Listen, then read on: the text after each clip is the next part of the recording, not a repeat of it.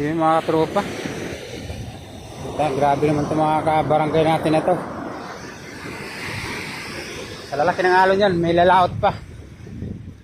Ay nako Diyos ko. Sana po pag nabayan niyo po sila, hindi po sila mapahamak sa kanilang hanap buhay. Kasi ayun, napuntahan natin. Ito sa lalaki ng alon na yung mga katropa, lalaot pa sila.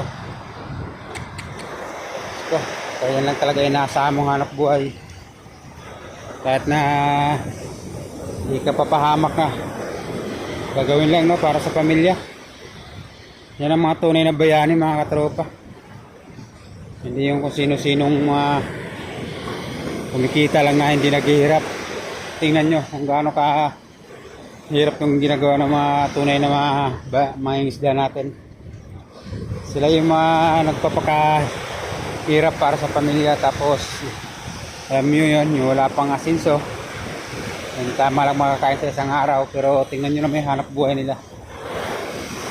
Ay, Diyos ko, bakit ganun? Tingnan nyo naman hanggang sino pa kalalaki alon yan.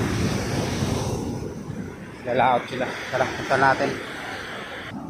Ay mga tropa, sana naman makalusot sila. Nakakatakot, grabe. Lalakas ang loob nito mga kabarangay natin na ito, mga katropa natin mga isda. Lalakas ang loob, oh. Lord, tulungan mo po kami. Lalo na itong ating mga kabarangay na mga isda. Sana makalusot sila. Lalaki ng alog talaga. Yan lang talaga inaasahan nilang hanap buhay mga tropa. Para naman maayos yung kanilang pagbusod. Saka dito sila sa silangan. Kaliitan lang na bangka niya mga tropa. Liit lang na bangka na yan. Hindi yan kalakihan, pero tinam naman.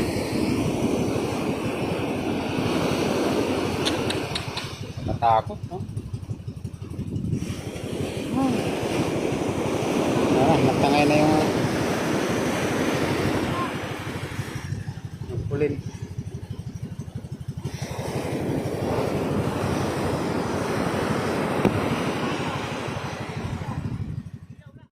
So yun na nga nangyari mga katropa, at hindi natin na pigilan na tulungan sila, no? Dapat kasi dito magbibideo lang ako, no? Para makita ng mga kababayan natin kung gaano kahirap ang ginagawa ng ating mga kabarangay sa pangingisda. Kaya bali ang ginawa ko mga tropa, nakita ko yung puli nila at doon ko nilagay yung cellphone ko. At kung napapansin nyo, nakikita nyo yung kamay ko kanina, yun, pumunta na ako sa bangka para matulungan sila. Kasi medyo nahihirapan nga sila dahil medyo hinampas sila ng alon, no? At palaki na yung mga alon. Kaya bali ang ginawa ko, nilapag ko nga yung cellphone ko dyan sa pulin. At hindi ko talaga inisip yung mga katropa na mangyayari sa cellphone ko yun, no? Kasi alam ko na napakalayo na sa talpukan ng puli na pinagpatungan ko ng cellphone ko. At ang pagkakamali ko mga katropa, hindi ako nakapagdala ng tripod, no?